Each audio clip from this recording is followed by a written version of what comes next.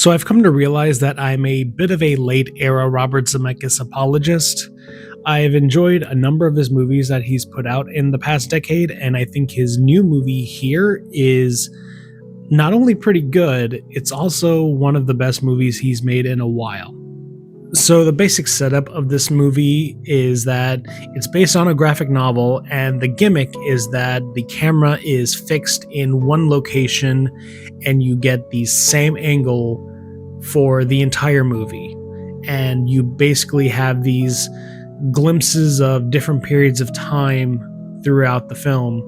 So, you'll have moments that take place as far back as the dinosaurs to indigenous people to various families who live in the house that is ultimately built on the property.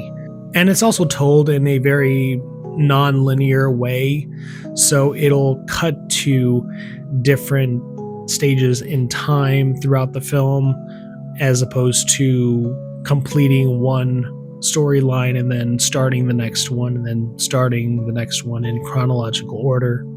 I 100% get why this movie doesn't seem to be resonating with a lot of people. It does demand a lot from its audience to accept as you watch the movie, from the single location gimmick with the camera not moving at all to the kind of theatrical form of acting that the actors are doing, and also given the demographics of the people involved here, the film does seem to prioritize the, middle class white family as opposed to, say, the indigenous people or the other people of color who also live in the house at one point in time. So it is a bit of a boomer nostalgia trip in a sense, but I still think there's a lot of value in the movie, and it really moved me by the end of it. I haven't read the graphic novel, so I can't speak to the film as an adaptation, but what I really got out of the film was this notion of how a place can really carry the emotions that are associated with it. Because the way the film is sort of structured is that as it cuts to the different time periods and the different people that are inhabiting this location, it sort of operates under the logic of following similar emotional beats as opposed to similar plot beats. So you'll have a happy moment with one family, and that'll transition to a happy moment with another family, or otherwise you would have like a sad moment with this one person in this location, and then it'll cut to a sad moment with another family in that same location. By the time the film was over, I was really thinking hard about this idea that everywhere I go now, there's going to be a part of me, like in the back of my head, where I'm just thinking about all of the joy, love, and heartbreak and everything that has ever happened at any location that I'm at any given moment.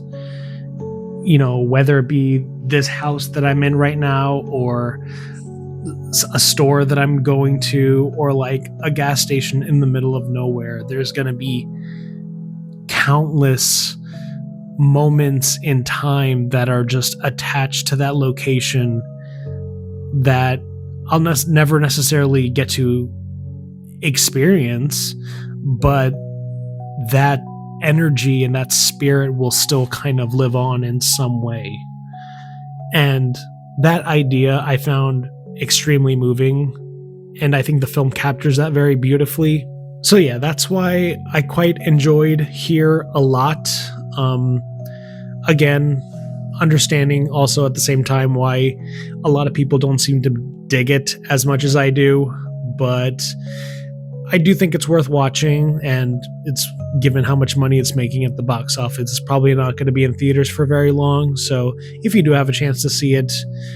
I would recommend it, even if it's at home, because I think it's actually something pretty special, even though it does kind of have all these quirks that might not 100% click with you, but I think what it ultimately explores is really interesting and very beautiful. And yeah, Zemeckis, I think he still has it.